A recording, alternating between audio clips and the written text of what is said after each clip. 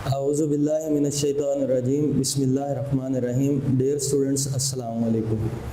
Class 9th का बेटा lecture है, लेक्चर नंबर 1 चैप्टर नंबर 5 के अंदर। तो चैप्टर नंबर 5 जो है उसका नेम है फैक्टराइजेशन का। तो ये चैप्टर बहुत ही इम्पोर्टेंट चैप्टर है। आपको इस चैप्टर के अंदर जितनी भी एक्सरसाइज में तमाम क्वेश्चंस हैं उनकी बार बार प्रैक्टिस करनी पड़ेगी। तो इस क्वेश्चन को, इस चैप्टर को अच्छे तरीके से समझना है। तो आज के इस लेक्चर के अंदर हम सबसे पहले ये चीज़ डिस्कस करते हैं कि जो चैप्टर का नेम है फैक्टराइजेशन, उस चैप्टर के अंदर हमने डिस्कस क्या करना है। बेटा सबसे पहले हम फैक्टराइजेशन की डेफिनेशन करते हैं कि फैक्टराइजेशन होती क्या है। लेट्स सपोज कि अगर मेरे पास कोई भी एक पोलिनोमियल है p ऑफ x और उस पोलिनोमियल को मैं लिख देता हूँ as a product of two polynomial g of x and h of x। तो g ऑफ x और h ऑफ x दोनों को जब हम मल्टीप्लाई करेंगे तो हमारे पास वही original polynomial p of x वापस आ जानी है। तो ये g ऑफ x और h ऑफ x जो है ये दोनों क्या कहलाएंगे, उस p ऑफ x पोलिनोमियल के फैक्टर कहलाएंगे। वो कहते हैं if a polynomial p of x can be expressed as p of x is equal to g of x multiplied by h of x, कि अगर किसी भी एक पोलिनोमियल p ऑफ x को लिख दिया जाए किस तरीके से, g ऑफ x का प्रोडक्ट किसके साथ, h ऑफ x के साथ, तो फिर ये जो g ऑफ x और h ऑफ x है ये दोनों क्या कहलाएंगे, p ऑफ x के फैक्टर कहलाएंगे।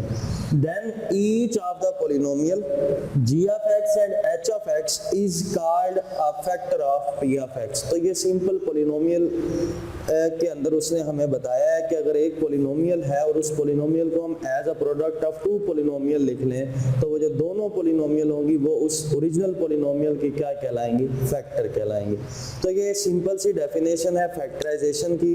इस डेफिनेशन को याद रखना है। एक्सरसाइज 5.1 की तरफ मूव करते हैं। इस एक्सरसाइज के अंदर 5 टाइप्स के क्वेश्चन होंगे। तो आज हम सबसे पहले टाइप नंबर 1 और टाइप नंबर 2 को इस लेक्चर के अंदर डिस्कस करेंगे। तो एक्सरसाइज 5.1 के अंदर जो क्वेश्चन नंबर 1 होगा वो टाइप नंबर 1 से रिलेटेड होगा। और टाइप नंबर 1 के अंदर क्या है कि ऐसे एक्सप्रेशन की फैक्टराइजेशन है जो उसने उसकी स्टैंडर्ड फॉर्म लिखी हुई है कि factorisation of expression of type ka plus kb plus kc। तो इस टाइप के अंदर अगर आप जो स्टैंडर्ड फॉर्म उसने गिवन दी है अगर उसके अंदर गौर से देखें तो जितनी भी टर्म्स है उन तमाम टर्म्स के अंदर कुछ ना कुछ कॉमन आ रहा है। जैसे कि स्टैंडर्ड फॉर्म के अंदर 3 टर्म है ka, kb और kc। तो इन तीनों टर्म्स के अंदर k कॉमन आता है तो हम k को कॉमन लेंगे। तो सिंपल सी बात ये है कि एक्सरसाइज 5.1 के अंदर क्वेश्चन नंबर 1 में टाइप नंबर जो 1 है वो टाइप हमें ये बताती है कि क्वेश्चन की जो भी स्टेटमेंट होगी पूरे अलजेब्रिक एक्सप्रेशन के अंदर कुछ ना कुछ कॉमन होगा और हमने उस चीज को बाहर क्या कर लेना, कॉमन ले लेना। क्वेश्चन की तरफ मूव करते हैं। क्वेश्चन नंबर 1 है फैक्टराइज। क्वेश्चन नंबर 1 है, इसका फर्स्ट पार्ट कर रहे हैं। वो कहता है 2abc minus 4abx plus 2abd। तो इस पूरे क्वेश्चन की स्टेटमेंट में अगर हम गौर से देखें तो जो चीज कॉमन आती है ना वो 2a कॉमन आता है। देखिए 2 1 2, 2 2 4, 2 1 2, ये a है, यहाँ पर भी a है और यहाँ पर भी है तो a भी कॉमन आता है।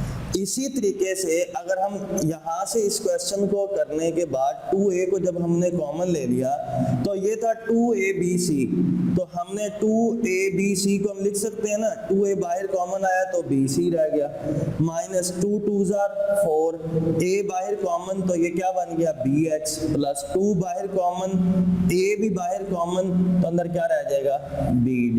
क्या रह जाएगा, bd। अब मजीद अगर हम देखें तो फिर भी यहाँ से कुछ ना कुछ कॉमन आता है और वो ये क्या कॉमन आता है, हम 2a को वैसे लिखते हैं।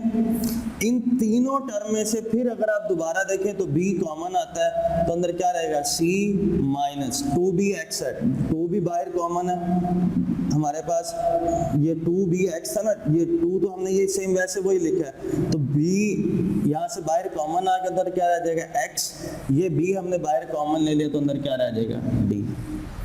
तो तो चाहे आप यहाँ पर, मैंने इसलिए आपको अलग करके बताया कि अगर यहाँ पर फिर कुछ कॉमन आ रहा है तो हम उसको बाद में कॉमन ले सकते हैं, लेकिन अगर आप एक ही स्टेप में जो कुछ भी कॉमन आता है उसको कॉमन लेना चाहे तो फिर भी आप कर सकते हैं। जैसे कि नेक्स्ट क्वेश्चन के अंदर देखें, वो कहता है 9xy minus 12x² plus 18y²।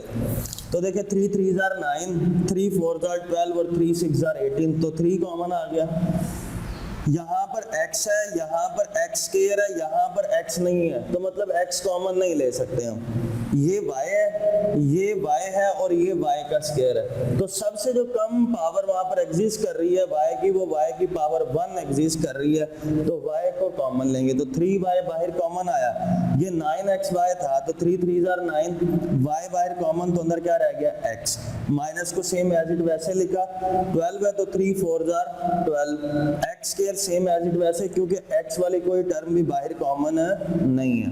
y है तो y बाहर कॉमन आ गया, इस वजह से हमने यहाँ पर नहीं लिखा, प्लस 3 6s are 18, y² है, एक y बाहर कॉमन है तो अंदर क्या रह जाएगा y। तो ये इसका सेकंड पार्ट था। इसी तरीके से थर्ड पार्ट पर आए, minus 3x² minus 3x plus 9xy²।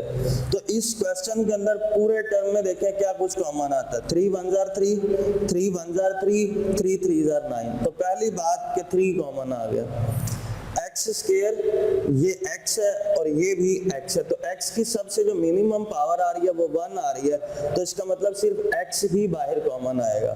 ये y, यहाँ पर y नहीं है, तो यहाँ पर y नहीं, इसका मतलब y तमाम टर्म्स के अंदर कॉमन नहीं है, तो सिर्फ कॉमन क्या आ जाएगा -3x। ये -3x² है, -3 बाहर कॉमन, x² था, x बाहर कॉमन तो अंदर क्या रह जाएगा x, ये y सेम एज इट वैसे आ गया। माइनस बाहर कॉमन लेने की वजह से ये माइनस किस में चेंज हो जाएगा, प्लस में। 3x है, 3x हमने बाहर कॉमन ले लिया तो क्या रह जाएगा उसकी जगह पर 1। माइनस बाहर कॉमन लेने की वजह से ये प्लस किस में चेंज हो जाएगा, माइनस में। 9 है तो 3 3s are 9, x बाहर कॉमन, सिर्फ क्या रह जाएगा y²। इसी तरीके से इसका नेक्स्ट क्वेश्चन है, बेटा ये जो चीजें हम कॉमन ले रहे हैं ना, इनको यहाँ पर अच्छे तरीके से समझ लें, क्योंकि जो नेक्स्ट क्वेश्चन आने हैं 5.2 के अंदर फैक्टराइजेशन की डिफरेंट टाइप्स को डिस्कस करेंगे, तो वहां पर ये चीजें आपको अच्छे तरीके से आनी चाहिए कि हमने कॉमन किस तरह लेते होते हैं। तो फोर्थ पार्ट इसका करते हैं, 5ab² c³ minus 10a² b³ c minus 20a³ bc का स्क्वायर। देखें ये 5 है, ये 10 है और ये 20 है, तो 5 1s are 5, 5 2s are 10 और 5 4s are 20, तो मतलब 5 कॉमन आ गया। ये a है, यहाँ पर a² है, यहाँ पर a³ है, तो a की पावर सबसे कम क्या आ रही है 1, तो a बाहर कॉमन। ये b² है, b³ है और b है, तो कम पावर b है तो b को बाहर कॉमन ले लिया।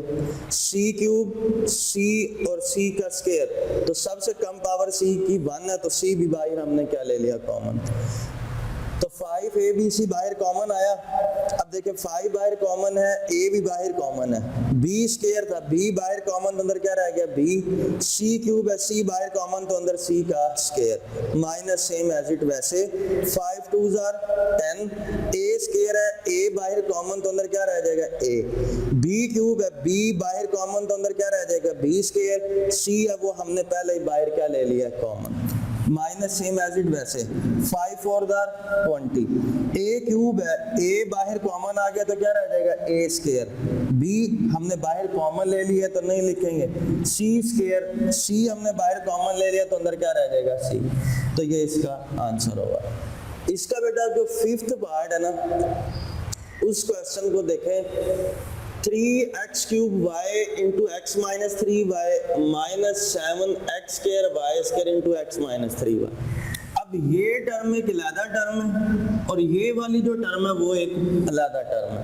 ये दोनों जो टर्म्स हैं, ये एक अलग टर्म है, ये दूसरी टर्म है।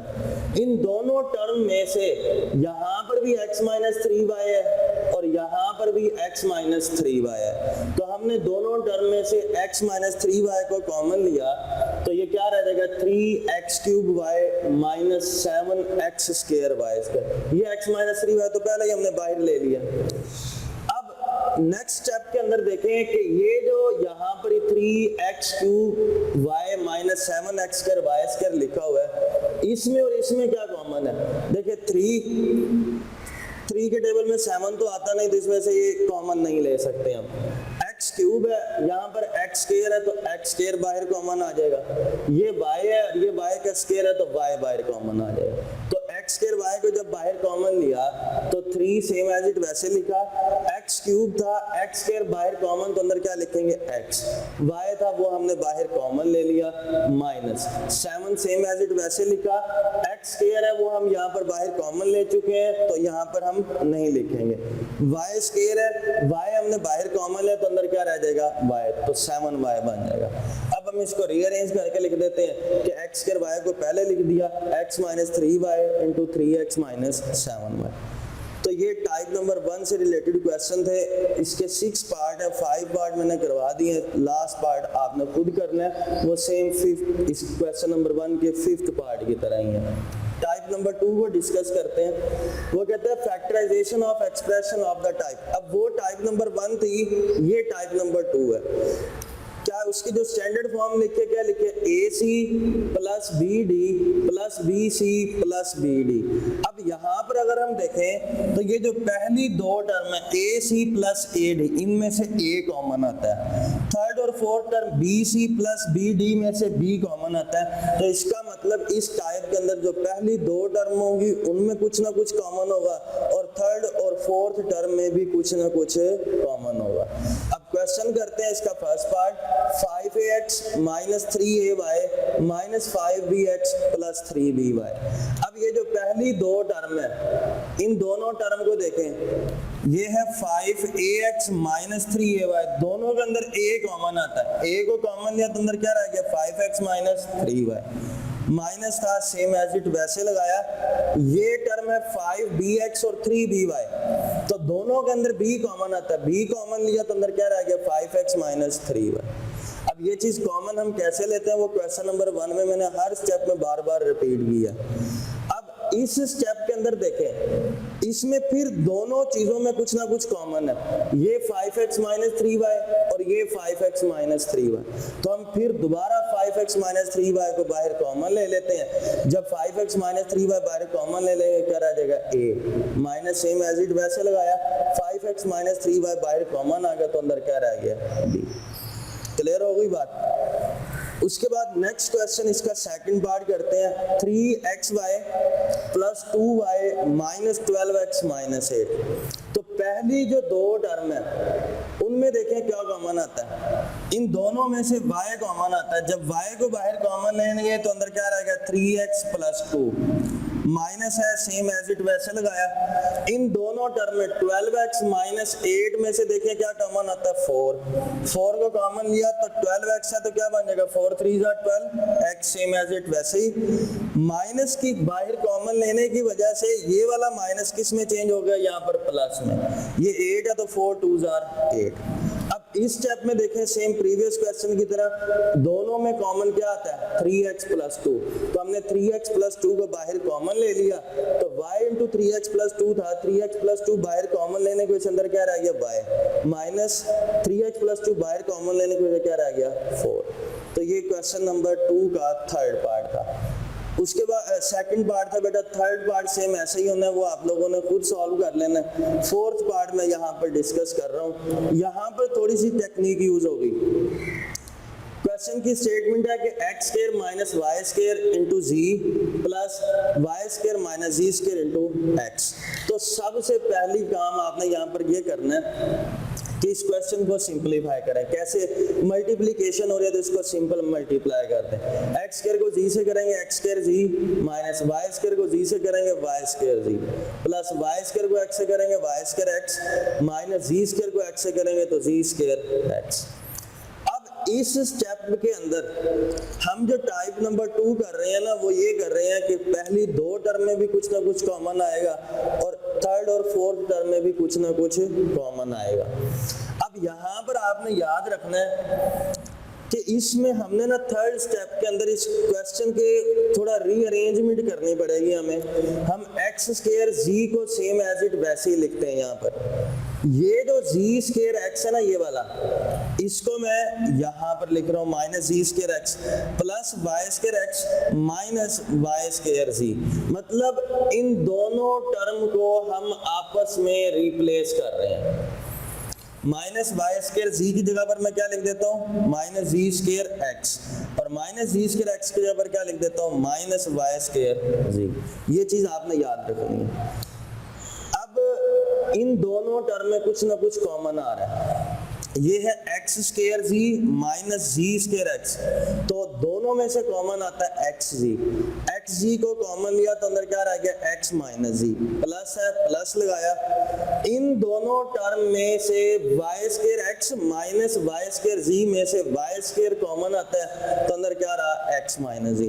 तो देखिए दोनों के अंदर ये चीज सेम कॉमन दोबारा आ रही है, एक्स माइनस जी, तो एक्स माइनस जी को दोबारा बाहर कॉमन लिया तो एक्स जी प्लस वाई का स्केयर। तो बेटा ये इसका जो फोर्थ पार्ट है ना वो थोड़ा टेक्निकल है, बात वही है जो कि हमने इसके पार्ट 1 और पार्ट 2 में की है। सिर्फ पहले स्टेप में आपने उसको सिंप्लीफाई करना और दूसरे स्टेप में आपने उसको रीअरेंज करना है। तो ये क्वेश्चन नंबर 1 और क्वेश्चन नंबर जो 2 आज हमने डिस्कस किया है, ये एक्चुअली फैक्टराइजेशन की बेसिक उसने बात बताई है। तो इन क्वेश्चन में आपको जिस चीज का पता लगना है वो ये लगना है कि हमने कॉमन किस तरीके से निकालना होता है। तो इसके लिए आप इन क्वेश्चन की प्रैक्टिस करें बेटा। इंशाल्लाह ताला नेक्स्ट क्वेश्चन जब हम करेंगे तो मजीद फैक्टराइजेशन की टाइप्स आगे आती जाएंगी और हम उनको डिस्कस करेंगे। अपना ख्याल रखिएगा। अल्लाह हाफिज।